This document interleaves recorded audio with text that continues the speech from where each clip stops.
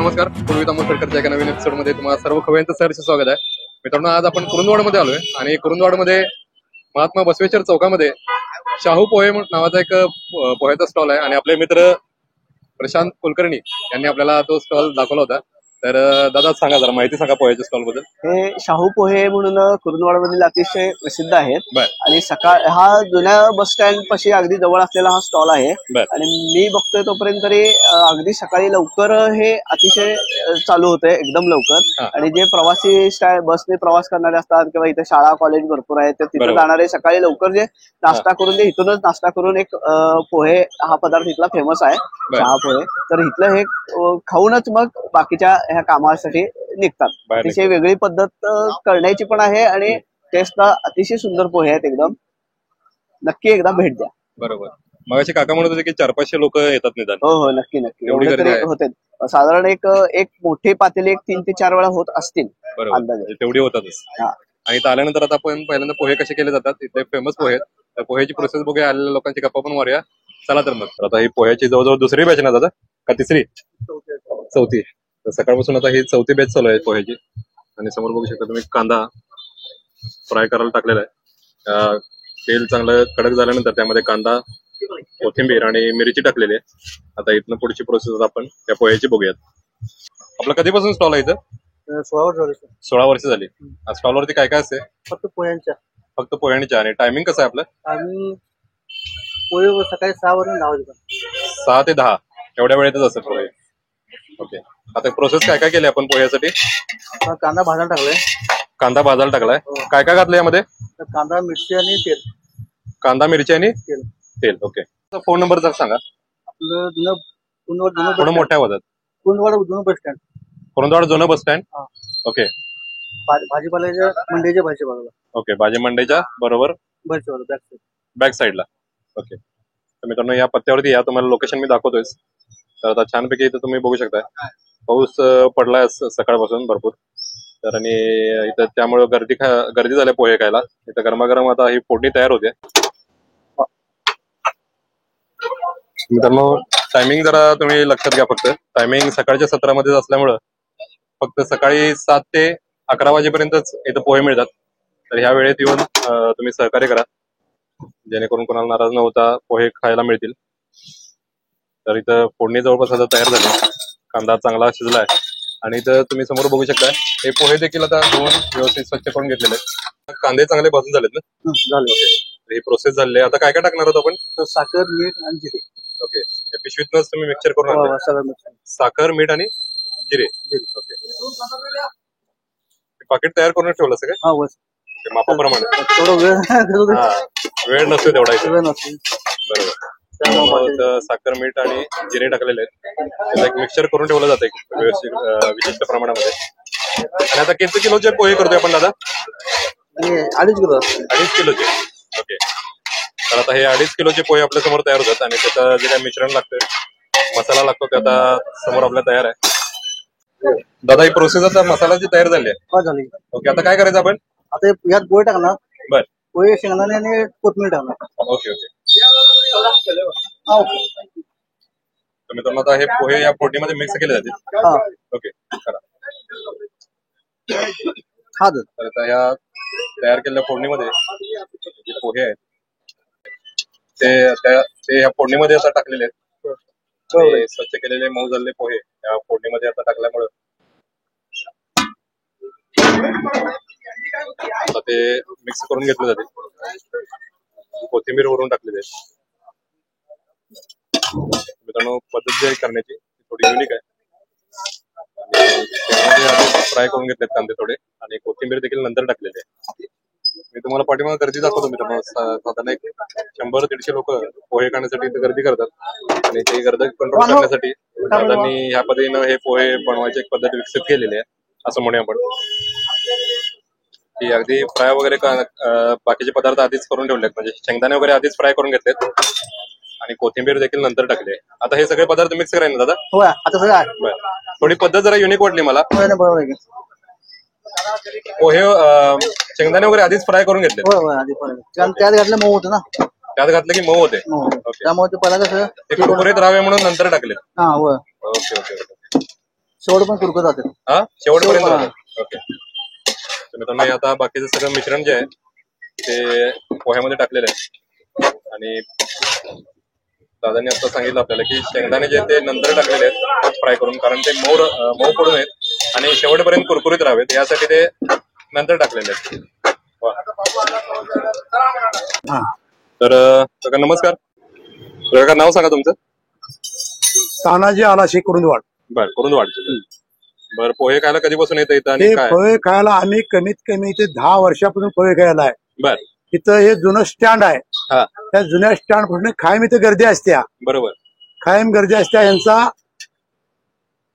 बोला की तुम्ही. शाहूवाल्यांचा फवे म्हणजे नुसतं गावात एक नंबर फवे.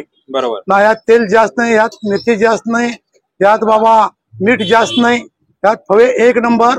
आणि शाहूचा चहा, शाहूचे फवे सकाळी 6 6:30 वाजल्यापासून ते दुपारी 12-1 पोतूर यांची गर्दी असते. सगळे नोकर स्टाफ, सगळा शेतकरी स्टाफ, सगळा शेती विभाग स्टाफ, तो बागवान स्टाफ, सगळं म्हणजे आले काय परगावचे आले गाववाले कमीत कमी इथं 500 ते 600 लोक रोज कांदा फळे खाऊन समाधानानं त्या मालकी शाहू सुद्धा समाधानाने घालतो. समाधान वाटतोय.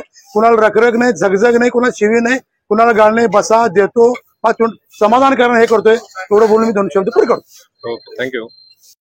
तर आता हे एकदम एकजीव झाले पोहे की आपण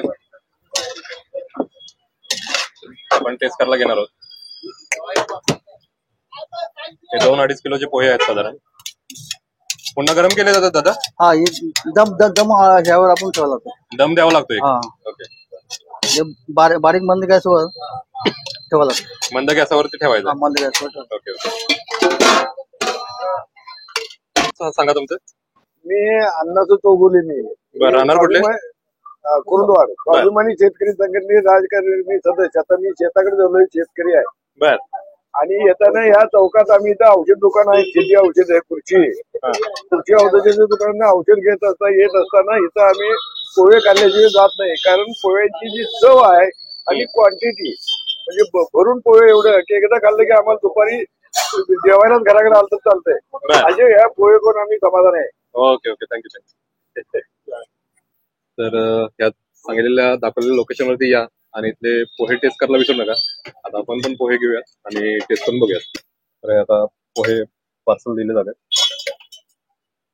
पोह्यावरती पोहे जे आहेत प्लेट आता सगळ्यांना दिले जातात.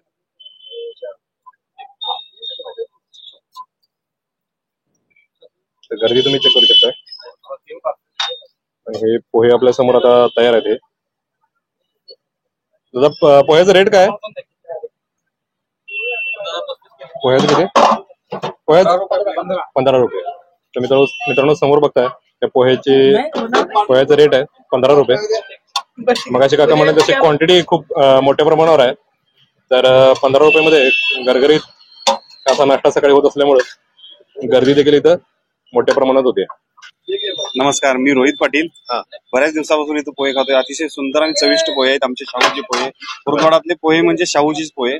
खूप छान आणि कमी किमतीत 15 रुपयामध्ये छान पोहे, छान नाश्ता मिळतोय. Okay okay. तर मित्रांनो नमस्कार. गर्दीतून वाट काढत आपण शेवटी पोहे मिळवलेले आहेत आणि प्रशांत दादा देखील आहेत कुरुंदवाडचे राहणारे. सुरुवातीला आपण सांगितलं.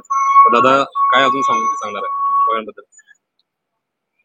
पोह्याची टेस्ट अतिशय उत्तम आहे. तिथं पण बाहेर जरी खाल्ले तरी एक कुरुंदवाडाला शाहूचे पोहे म्हणून जे फेमस आहेत तर तिथली टेस्ट ही वेगळीच आहे आणि अतिशय सुंदर आहे. म्हणजे असे पोहे शक्यतो कुठं बाकीच्या बाहेर ठिकाणी खाल्ल्याला मला तरी आठवत नाही किंवा तसं मिळत नाही. म्हणजे ही चव एवढी जी आहे शाहूच्या पोह्याची ती वेगळी आहे आणि जिभेवर रेंगाळते.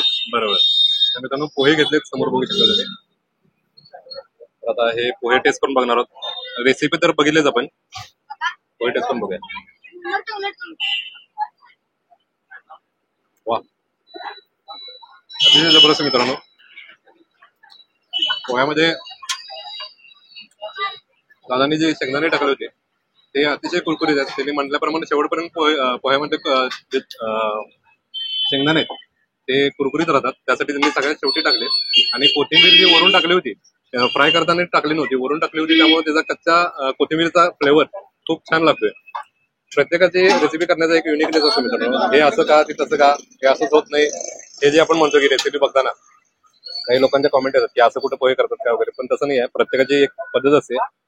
आता इथं गर्दी कंट्रोल करण्यासाठी दादांना ह्या स्पीडमध्ये पोहे करायला लागतात आणि त्यांनी त्यांची एक युनिक पद्धत पोहे करण्याची एक विकसित केलेली आहे आणि त्याचा रिझल्ट तुम्ही बघू शकता की जवळजवळ लोक इथं गर्दी केलेले असतात आणि पोहे खाऊनच जातात इथं आल्यानंतर. तर ह्यातले कोथिंबीर आणि कांदा आणि शेंगदाण्याचा जो कच्चा पक्का स्वाद आहे तो अतिशय जबरदस्त आहे. कधी तुम्ही घरात जर पोहे करणार असेल तर जरा ह्या पद्धतीने ट्राय करून बघा, नक्कीच तुम्हाला चांगली टेस्ट मिळेल त्याची. तेव्हा कुरुंदवाडमध्ये अजून काय काय बघण्यासारखं? तुमच्या कुरुंदवाडमध्ये मी पण पहिल्यांदा झालोय. बघण्यासारखं अजून काय काय? कुरुंदवाड हे संस्थानकालीन एक गाव आहे. पूर्ण पटवर्धन सरकारांचं जे गाव आहे, म्हणजे सांगलीचे जे पटवर्धन आहे तसेच हे कुरुंदवाड भागातलं एक संस्थान गाव आहे. नरसोबाची वाडी जवळ आहे. कुरुंदवाडचा घाट प्रसिद्ध आहे, बराच चांगला मोठा आहे. त्यानंतर थोडस इतर खायचे पदार्थ म्हटलं तर मग काय एकाटे मिसळ, त्यानंतर स्वामीचा एक वडा फेमस आहे, त्यानंतर अवधूतचे पेढे फेमस आहेत, गवळे आणि बाबर यांची बासुंदी फेमस आहे कुरुंदवाडमध्ये. अशा वेगवेगळ्या गोष्टी एक कुरुंदवाडसाठी एक वेगळ्या आहेत. आणि वाडीला येणारे पर्यटक जे बरेच आहेत ते बऱ्यापैकी इकडे कुरुंदवाडवरून येऊन इकडे खिद्रापूर म्हणून एक कोपेश्वर देवाचं मंदिर आहे, तर तिकडे जातात. तर ते जात असताना बऱ्याच ह्या गोष्टी ते त्याचा आनंद घेऊन किंवा ते बऱ्याच माहीत जसं होईल त्यांना, तर त्याचं एक पेढे घेऊन जातात किंवा कुरुंदवाडची एक बासुंदी म्हणून प्रसिद्ध आहे ती घेऊन जातात जाताना पुण्या मुंबईचे लोक. तसंच कोपेश्वर मंदिराचं दर्शन वगैरे घेऊन मग जातात. आसपास कोपेश्वर मंदिर आणि नरसोबावाडी मध्ये. तर हे दादा सुद्धा आपले सबस्क्रायबर आहेत. कुरुंदवाडे हे खूप चविष्ट नाश्ता मिळण्याचं ठिकाण आहे. बरेचसे पदार्थ इथे मिळतात. बरोबर. जसे की मिसळ असेल, वडापाव असेल, शाहूची पोहे आहेत. कुरुंदवाडची बासुंदी प्रसिद्ध आहे. इथून बासुंदी पुण्या मुंबईला सुद्धा पार्सल रोज जाते प्रत्येक वेळी रोज. खूप छान असं बरेच एक 20-25 गावचे लोक सकाळ सकाळी नाश्ता करण्यासाठी कुरुंदवाडमध्ये येतात. आसपासच्या पंचक्रोशीतले लोक येतात कामासाठी किंवा कामासाठी आणि कामानिमित्त पार्सल सुद्धा घेऊन जातात. नाश्ता घेऊन करून घरी कमी खातात, तर हॉटेलसाठी जास्त. असं गाड्यावर सुद्धा बहुत छान छान गोष्टी मिळतात. आपला चॅनल तुम्ही बघताय, आपल्या चॅनल बद्दल काय अनुभव आहे तुमचा? खूप चॅनल आपले म्हणजे बऱ्याच छोट्या छोट्या व्यावसायिकांसाठी तुम्ही एक संधी उपलब्ध करून दिली की त्यांचं प्रोडक्ट तुम्ही घराघरापर्यंत पोहोचवलंय. बरोबर. खाण्याच्या ज्या चविष्ट गोष्टी आहेत त्या तुम्ही व्यावसायिकांना एक प्रकारची संधीच दिलेली आहे तुमच्या प्लॅटफॉर्मच्या माध्यमातून, की चविष्ट कुठं नाश्ता मिळतो हे करतो. बरेचशी गोष्टी तुम्ही दाखवताय, त्या रियालिटी आहेत त्या दाखवताय. सबस्क्रायबर म्हणून तुम्हाला काय फायदा होतो त्याचा? सबस्क्रायबर म्हणजे जास्त करून आम्हाला ज्या आम्ही कुरुंदवाड सोडून ज्या बाहेरच्या गावी जातोय तर ज्या गोष्टी चांगल्या आहेत तिथपर्यंत आम्ही डायरेक्ट पोहोचू शकतोय. बरोबर. म्हणजे आम्हाला जास्त शोधाशोध करावी लागत नाही. त्या चवीच्या गोष्टी आहेत आणि तुमचं व्ह्यूज आणि तुमचा प्रतिसाद आहे तो छान आहे. त्यामुळे आम्हाला सोपं पडतंय की जिथपर्यंत पोहोचण्यासाठी. ऑथेंटिक जागेवरती तुम्हाला जायला मिळतं म्हणजे? जायला मिळतं डायरेक्ट. बरोबर. म्हणजे एक प्रकारे गुगल मॅपच आहे तुम्ही आमच्यासाठी. बरोबर. थँक्यू. दादा आपले सबस्क्रायबरच आहेत आणि बरेच दिवसापासून आपले व्हिडिओ फॉलो करतात आणि आज ऍक्सिडेंट इथं भेटले त्यामुळे त्यांची पण मुलाखत घेतली. अशीच आपली युट्यूब फॅमिली जी आहे, डिजिटल फॅमिली आहे, ती खूप मोठी आहे मित्रांनो. प्रत्येक गावामध्ये बरेच लोक असे गेल्यानंतर भेटतात आणि दोघं पण दादा त्यांनी आपल्याला इथं बोलवलं आणि खूप छान रेसिपी इथली दाखवली, खूप छान स्पॉट दाखवला, त्याबद्दल त्यांचे आभार. तर मित्रांनो व्हिडिओ तुम्ही बघितलात, रेसिपी कशी वाटली, व्हिडिओ कसा वाटला कळवायला विसरू नका. भेटूया. तसंच चॅनल देखील सबस्क्राईब करा आणि ऑल बेल आयकॉन दाबा जेणेकरून तुम्हाला मी टाकलेल्या व्हिडिओचे नोटिफिकेशन येईल. नुसतं सबस्क्राईब करून काय उपयोग नाही मित्रांनो.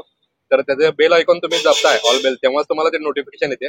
त्यामुळे ऑल बेल आयकॉन दाबा, सबस्क्राईब करा, चॅनल शेअर करा, सबस्क्राईब करा. भेटूया अशाच एका नवीन व्हिडिओमध्ये. तोपर्यंत राम राम. धन्यवाद. नमस्कार. थँक्यू.